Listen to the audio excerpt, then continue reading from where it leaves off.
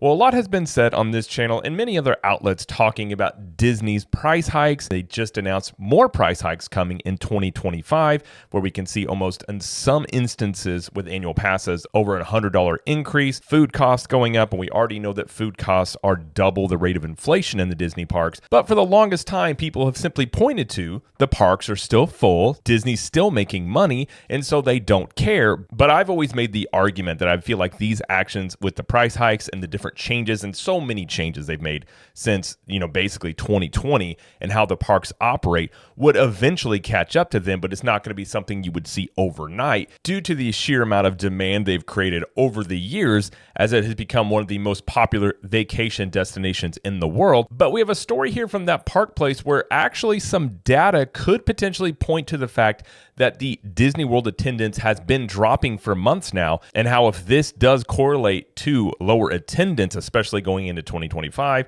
with Epic Universe opening from Universal Studios and Disney themselves admitting that there is a lower demand for the theme parks going into 2025, this could paint a very bad scenario for Disney. So we're going to go through this article and give some thoughts on it here. So hi, I'm Jared from Capture the Magic.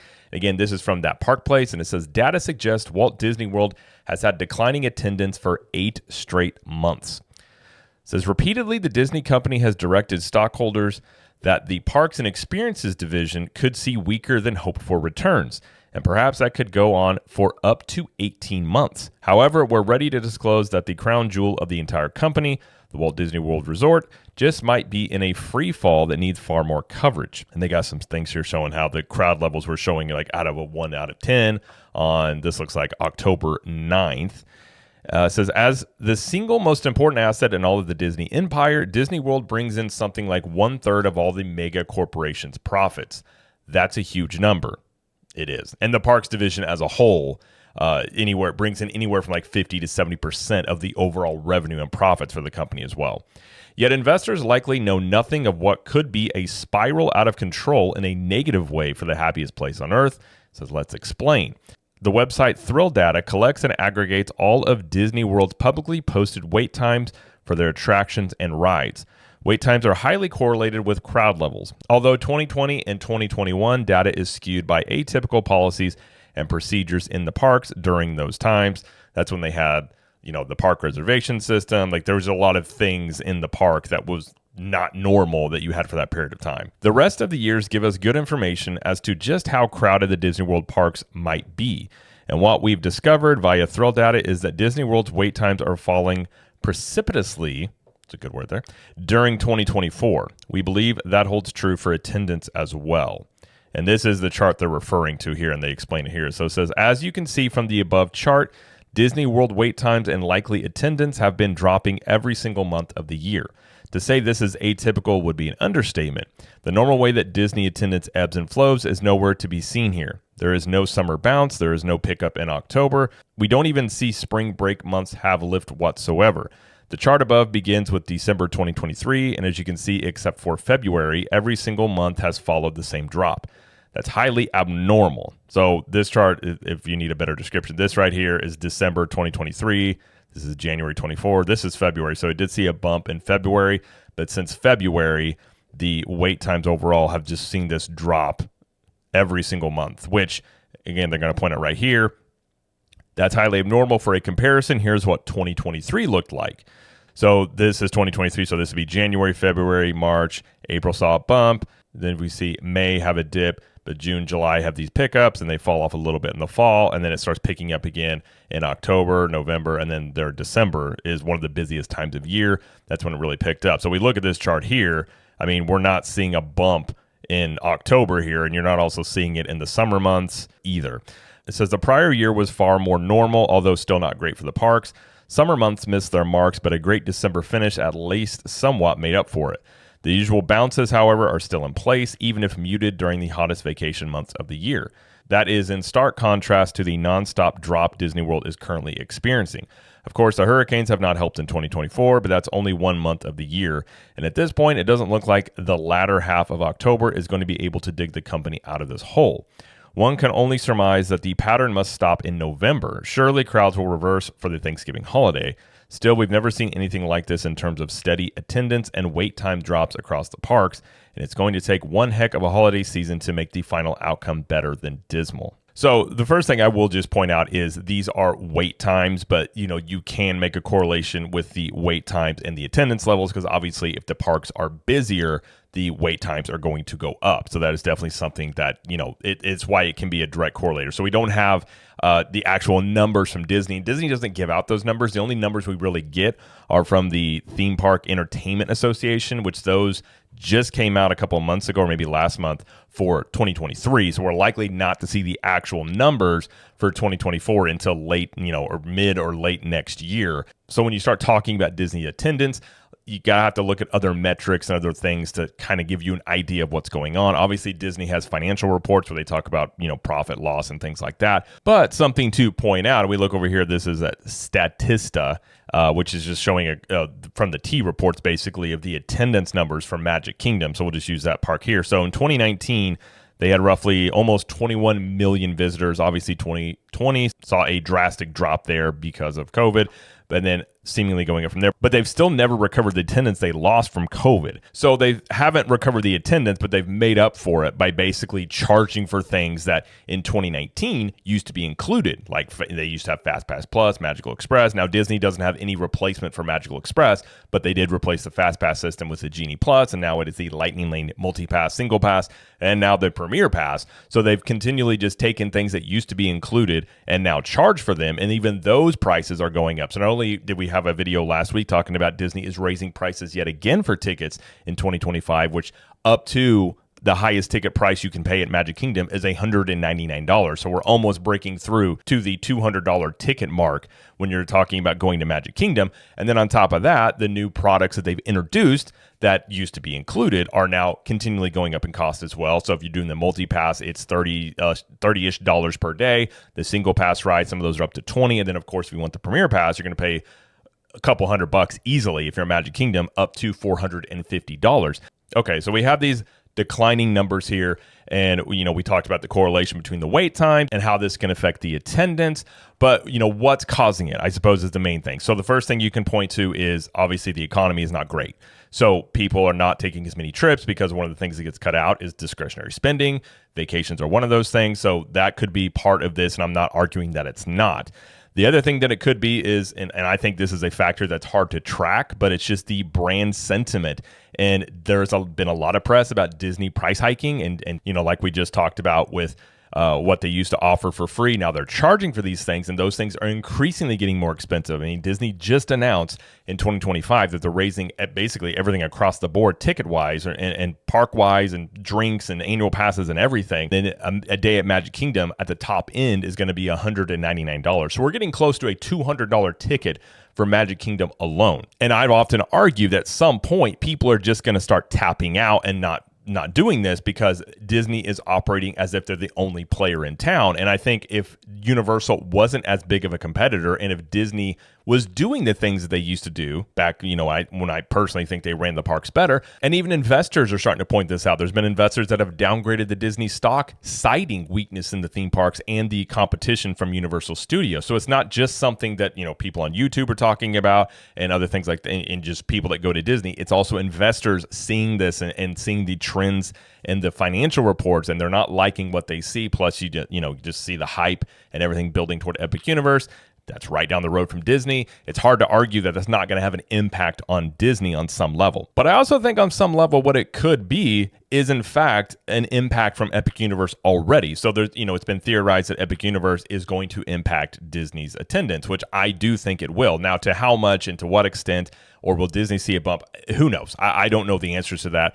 I can see a scenario where they see a slight bump. They don't see a huge, decrease in attendance, but I could also see a scenario where they do, and we talked about that on other videos about how this could impact Disney. Really, what would they do in that situation, because they don't have anything opening for years that they announced at D23 this year. But given the fact that we've known for a while that Epic Universe is opening in 2025, now we do know it's opening May 22nd of 2025. Part of this could be, especially given, again, the economy, that people are just holding onto their money more, being more fiscally, responsible about it and saying, okay, we're still going to go on a trip, but we're just going to wait until Epic Universe opens. And then we're going to take our trip, go to Universal. And then if they're going to go to Disney, go over to Disney. Now, I suppose if you're Disney, what you're hoping for is that is the case, perhaps, that people are just waiting to go until this new park opens and they're still going to come to Disney. So Disney could, see this declining attendance and then see a bump when Epic Universe opens. And then, basically a rising tide lifts all ships scenario. That's one that's definitely possible. The scenario for Disney, though, that is not great is they continue to see this. Epic Universe opens, Universal sees a big bump, and Disney does not get that bump. Now, I'm not saying that's going to happen. I'm saying that's a scenario that could happen because what Universal is doing is trying to change people's vacation habits. Typically, people go to Disney World, and then they add on a day or two at Universal Studios. That's kind of been how it is for basically the longest time when it comes to Universal. But with Epic Universe opening, now what they're trying to do is make people make a choice. Spend 3, 4, 5 days at Universal, and if they're going to go to Disney, maybe add on a day or two, almost flipping it as how people used to basically treat Universal. And Universal is being very aggressive in this with Epic Universe ticket packages, and Universal is prioritizing those guests who are willing to go, 3, 4, 5 night vacation packages. They're getting early, or I guess you could say first dibs on Epic Universe and able to go to the new park, essentially trying to capitalize on the demand they have for Epic Universe and letting people who are going to spend more time, more money, stay on property, things like that, have early access to it. Or I shouldn't say early, but the first dibs on the access to Epic Universe. So when Epic Universe opens, and let's say that Disney does not see the bump that they're expecting from this is where it really gets interesting because I've talked about it at length. I don't know what Disney's going to do other than offer massive discounts on vacation packages. They're going to have shows and parades in 2025, but I would argue I don't think that's going to lure anybody over from, say, a day at Epic Universe or spending more time at Universal to go see some shows and parades. They may go over to Magic Kingdom because Magic Kingdom is still the number one theme park in the entire world. But I do think that Disney's going to see a pretty big hit on attendance when it comes to like Animal Kingdom, probably Hollywood Studios, Epcot, maybe not. It's hard to know with Epcot. But I think in Disney's scenario, as long as Magic Kingdom doesn't have a massive impact on attendance, they're probably relatively happy because, again, that's the number one theme park in the entire world. But if they do see a hit on attendance when it comes to Magic Kingdom, when Epic Universe opens next year, I think that's when they hit the panic button. And again, just because they hit the panic button, I don't know what they do, because I do believe if we are seeing, and I've made this argument that you're not going to see this fall off of Disney overnight. It's not going to be a chart where all of a sudden it just goes down to zero. It's just going to be, honestly, it would look just like this chart. It would be a slower decline, kind of like a little bit of a slope going down. And it probably wouldn't be due to a single factor when it comes to, whether people are going to Disney or not. It's a lot of factors going in of charging more, about the experience not being the same, being too expensive, the perks aren't there, whatever it is. It wouldn't be an overnight thing. It would just be the slow, gradual decline. And how you get out of that is not something I don't think is a quick fix, because, again, I think baked into this is people's overall sentiments when it comes to Disney, how they feel about it. A lot of people are upset about a lot of different things with Disney, not only prices, but the DAS system, which they completely have blocked out a lot of people with disabilities from even being able to get DAS passes. And I'm not on here saying that this is going to continue. I'm not going to be surprised, and I actually expect them to have a spike going into the holidays, because the holiday season is a busy time at Disney, historically speaking.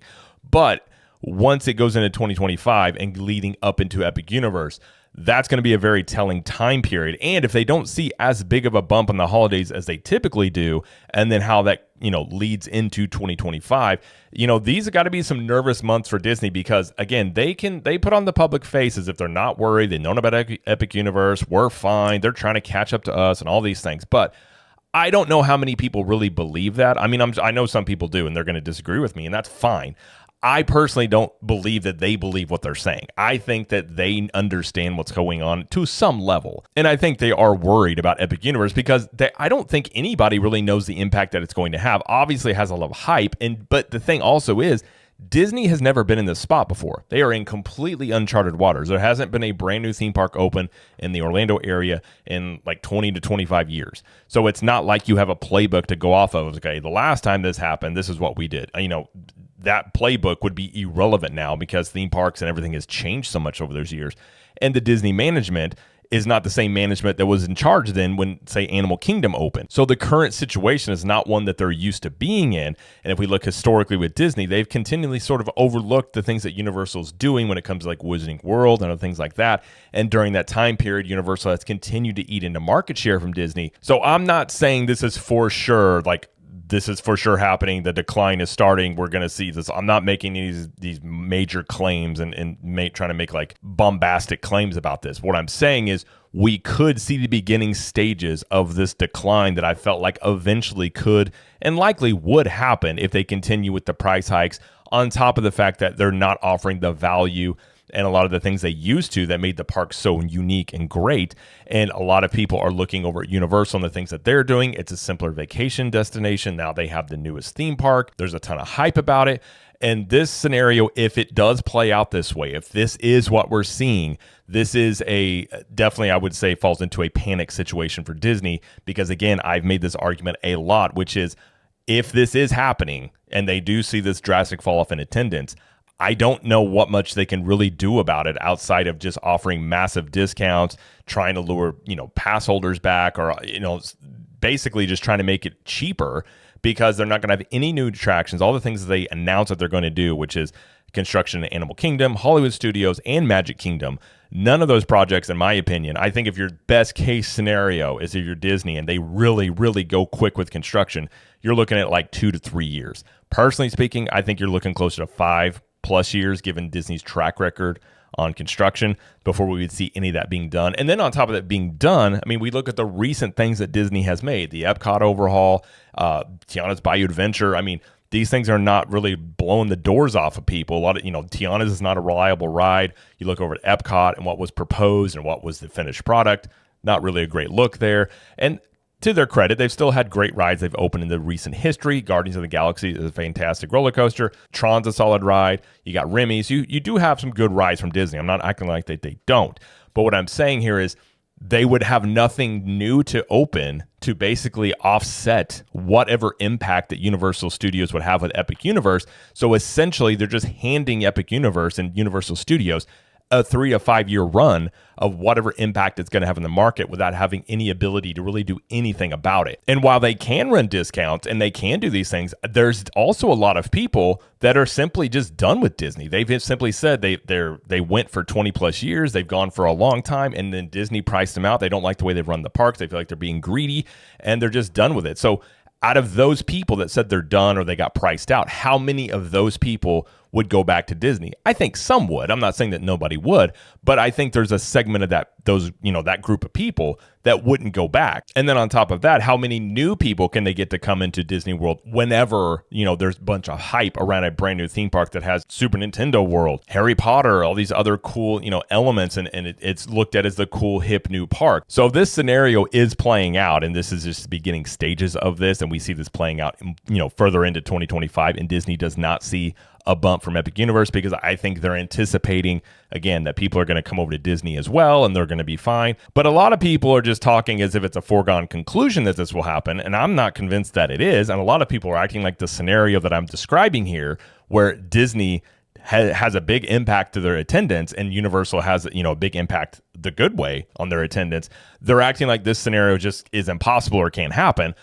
I would just argue that it's completely plausible that it could happen. And if Disney's not thinking that it could happen and they're caught off their feet about this, this is going to not be a great look for Disney, because, again, the theme parks make most of the money for the Disney company. And I would argue that they're a theme park company that also makes movies and is a streaming service. So if they start seeing major impacts there, not only, is it not going to be a great look for, publicity wise, but that stock price is going to take a hit. The revenue is going to come down. So with all that going on, Disney is still raising prices in the midst of looking that in the eye of what's coming in terms of their biggest competitor. I do think you potentially could be looking at a situation where Universal and Epic Universe really start eating up a lot more market share. And I'm not arguing that Universal is going to overtake Disney, and if they ever do, it would be probably years and years down the line.